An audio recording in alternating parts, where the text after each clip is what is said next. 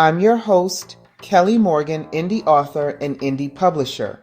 Welcome to another episode of The Author's Mic. Welcome to today's episode. Hey, y'all, Kelly here, and this is another episode of The Author's Mic. So today I want to talk about three things that I wish I knew before I actually self-published my book.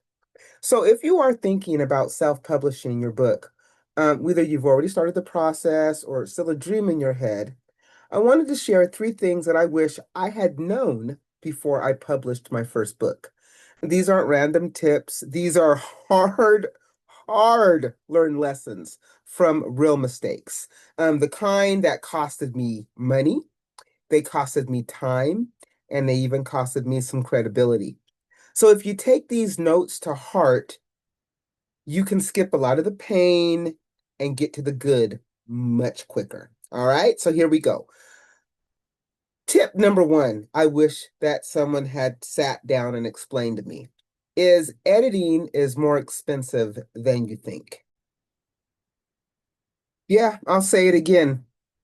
Editing is more expensive than you think, but honestly, it is worth every penny. So when I published my first book, I didn't know what I didn't know, right? And so I went and I thought an edit was an edit. I just thought I'll get an editor, they'll edit it, it will all be good.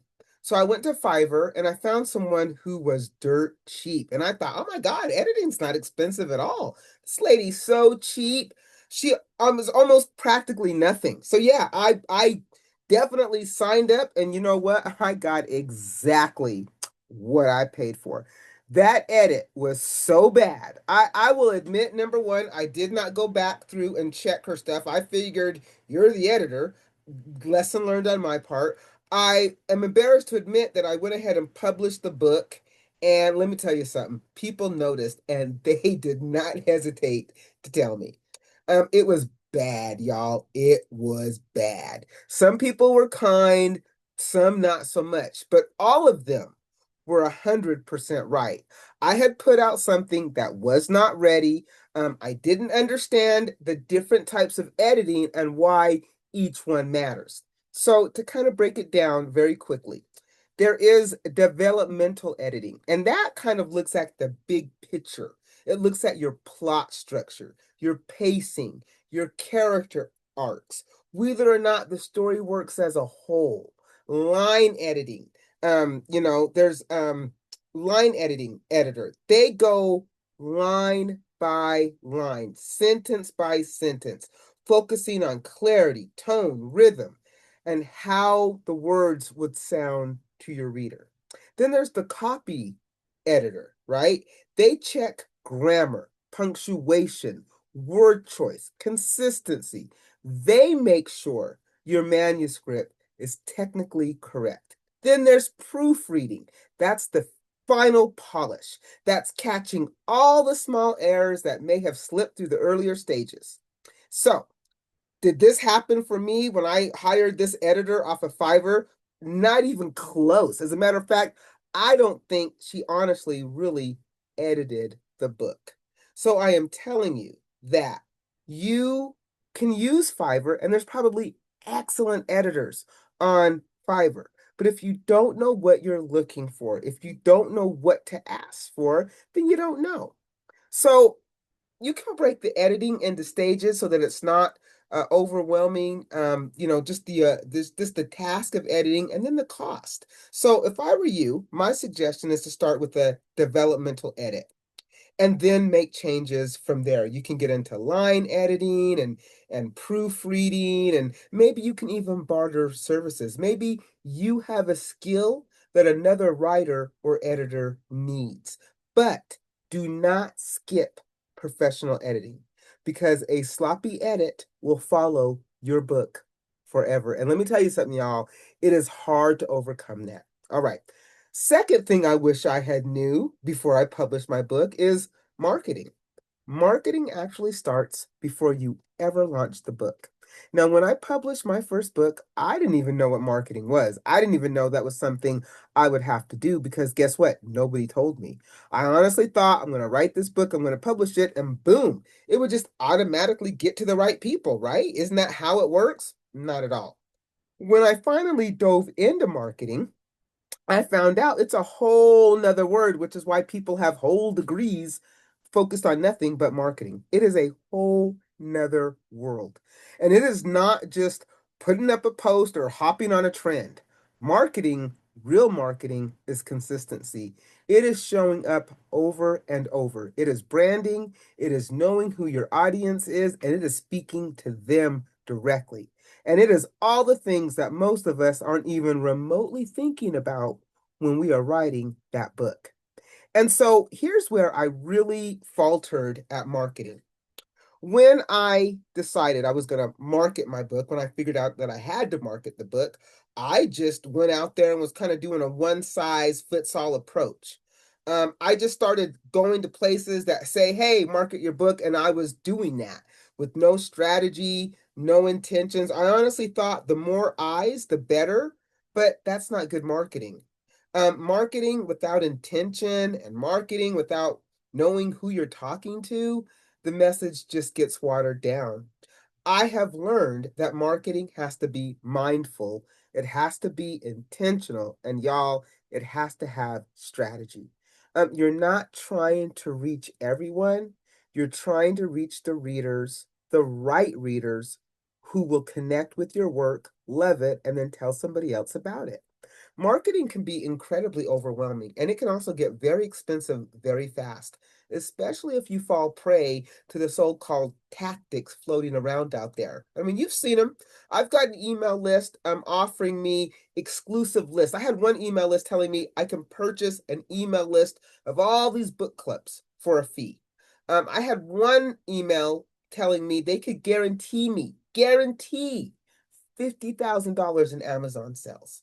And I think that those people are trying to sell me some type of magic formula that just isn't true. Here's the truth, there is no magic formula. Honestly, I think every indie author should start small, start direct, and start with yourself. Figure out what works before you start throwing money at things. Test your message, test where your readers are, figure out who your audience is. Build your comfort level by showing up and just simply talking about your book. Because if you start with a huge, giant, expensive, full-scale marketing plan out the gate, you're not just spending money. Guess what? You are locking yourself into someone else's strategy before you even know if it fits. And that is a lesson, y'all, I learned the hard way. All right. When I do my book number 3, and trust me, book number 3 is coming, I will have a full pre-launched plan in place months before I release it. I plan on building momentum, connecting with the right readers. I'm going to try to line up events and make sure that the book already has buzz and a home in the hearts of readers before it ever hits the shelf. I didn't do that for my other 2 books. Lesson learned. All right, number 3. The last thing that I wish that I had knew before I published was publishing can be like a solo journey. Oh my God. This indie publishing world can be very, very quiet. And so I have learned that you can sell more by building relationships. Yes, self-publishing can feel like a solo journey in many ways. But getting your book into the hands of readers, well, guess what, y'all? That is a team sport. And that is where you need to really build relationships that will take your book further than any ad campaign ever could. When you are out here building real connections with readers, you're not just making a sale, you're creating a loyal reader. Those readers will follow you from book to book. They will recommend you to other friends. They will show up for your launches. They will be there for you. Blah, blah. Another thing that is important is your relationships with other authors. Too many see indie authors as competition, and we're not, when really we're allies. Another author in your genre isn't taking sales from you. they can expand the audience in which you tap into. Collaboration can look like joint events, cross promotion of one another's books, or simply just sharing resources. So don't look at other indie authors as competition. Look at them as relationship people who that you can collaborate to help build your brand and your market. All right. Lastly, I would say there are bookstores and book clubs and event organizers. These are great relationships that you can actually have if you are willing to take the time to build. They can take time, but it's worth it. Bookstores are more likely to stock your book if they've met you, if they've heard your story, and if they see that you're willing to promote your own work. Book clubs are more likely to read your book if you've had the chance to connect with them, even informally. If you're willing to connect with the readers, maybe give some insights, maybe give it behind the scenes, maybe give a Q&A, right? Event organizers are more likely to invite you to speak at events because they know professionally you're engaging and that you're respectful to their audience. Here's the key. Relationships like this are rarely built online alone. Yeah. Make the contact by social media or email. And if you can, the real connection, y'all, comes with follow-up and consistency. Drop into the bookstore just to say hi. Attend another author's signing event. Or just shout them out for absolutely no reason, right? I mean, there's no reason why you can't help build your following while you're helping somebody else build theirs. One of the most important shifts that I made in my own journey is realizing that relationships just don't make you feel supported, they actively open doors. Introductions from one another from other authors had landed me podcast interviews. It's landed me opportunities to be in magazines. It's I've gone into bookstores and chatted it up with the managers and the staff, and actually got a recommendation to read somebody else's book, right? I think it's great when you can actually chat it up with an event coordinator and talk about something other than your book. Maybe you're going to talk about a book club that you just recently joined. You know what? None of these things will come from an ad or a post or going viral. It's just coming from you out there building real relationships with real people. So, if you take nothing else from this, take this. Your book will reach more people when people feel invested in you. That's what relationships do, y'all. So, let me give you my laundry list of things. If you are an author and you would like to share this platform with me, all you have to do is go to my website, go to the tab that says Be a Guest, and fill out the information. You can be a guest. The mic would be yours. You can share a snippet of your book. You can promote your craft. We can just have a conversation. If you are an indie author and you're thinking, hey, I need a different way to promote my book, why not pitch our book club, the IRS, the Indie Reader Society? Looking for a new book? Could be yours. All the information on the link tree. If you are a writer or you want to be a writer, you want to start your journey, just don't know what to do, I got you. I got a 44-page guide on my website. Go get it. It's 100% free. It will definitely help you on your journey. If you are interested in supporting me, I have two books out there. Wait for it. You Sound White. Both are available on my website, but you can get them wherever good books are sold. If you decide to get them from me, I will sign those bad boys for you. I will even include a bookmark, and guess what? I will ship them for free. So, y'all, every click, every share, every read helps build this movement. Let's build something real and break the algorithm together. Remember, for every underrepresented voice out there, for every untold story, for every indie author of color trying to be seen, I see you.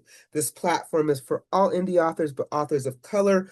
We are so underrepresented in this space, and I am building this community for us. I see you. So, y'all, keep writing, keep showing up, and keep helping me break the algorithm one brave word at a time. Go out and make it a great day because I know I'm going to try. I will definitely catch you next time.